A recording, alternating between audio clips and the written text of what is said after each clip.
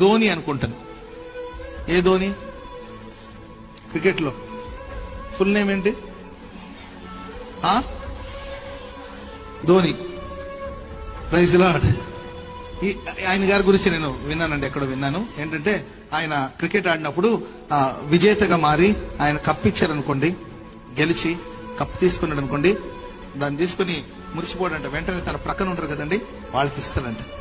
మీరు అయ్యా మీరు కాదు పట్టుకోండి, తన జట్టులో లేకపోతే తన టీంలో ఉన్న వాళ్ళకి ఆ బహుమానాన్ని వాళ్ళ చేతిలో ఇచ్చేసి ఆయన సైలెంట్ గా వెనక్కి నిలబడతాడంట.